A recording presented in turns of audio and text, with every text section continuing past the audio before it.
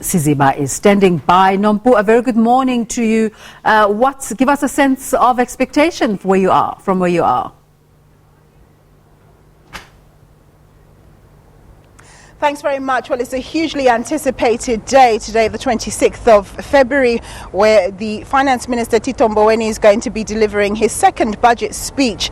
And the reason why it's a hugely anticipated day, obviously, is because South Africa has so many challenges. You know, we have the scourge of inequality, poverty and unemployment. And of course, those need to be addressed immediately. But then, of course, the resources available to do that are limited, as about 50% of government spend is spent on the interest bill. In fact, about 18% of government spend is going on the interest bill, interest on our national debt, and then about 34% or so is spent on the public sector wages. And there's a strong push that those need to come down. But of course, it's going to be very interesting to see how he manages to balance things, because we know that the economy is a sub 1% growth economy. We keep on growing below 1%, and you know that's way below the population growth as well. So on a nominal basis, we're actually in real terms, we're actually growing, we're actually declining in growth per capita. So it's a very negative situation. He's going to be looking to raise taxes. Where will he raise taxes? Some financial houses are suspecting he may raise VAT by 1 percentage point. That could accrue him somewhere between 21 to 35 billion rand. And then, of course, he may not give us, adjust the personal income tax income brackets. He would be able to benefit from some 15 billion rand by not doing that. So in actual fact, we would lose out as taxpayers and wouldn't get the benefit of the inflation difference. So he could be looking at those, but where else can he look for? His options are very limited indeed.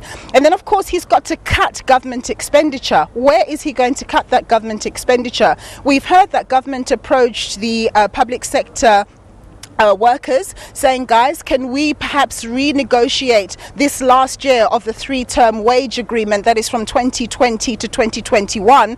And of course the public sector workers are saying, no, we're having none of it. We're already struggling to survive as it is. So it looks as though he won't be able to make that much of an adjustment in terms of the public sector wages this particular year.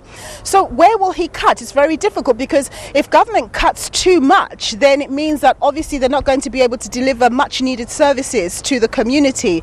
It's an impossible situation that he's in. And of course, Moody's, the rating agency that still has us at investment grade, they're watching very closely. They're going to be making a determination as to whether we remain an investment grade country come March the 27th. If they make the decision that we are not, and we go into junk status, that's going to have all sorts of financial capital implications. People will sell out of South African debt. That will result in the rand depreciating. When the rand depreciates, it means we begin to import inflation. If we have higher inflation, it will likely mean higher interest rates. The cycle continues. Economic growth is very lackluster, and our expenses as South African citizens are going up. Very difficult choices that the minister will have to make, and so we're going to be waiting to see. Of course, as the morning advances, we are going to be talking to various guests, getting their view on what they think the finance minister may have to do. Also talking about the substantive issues around education. You know, it's important.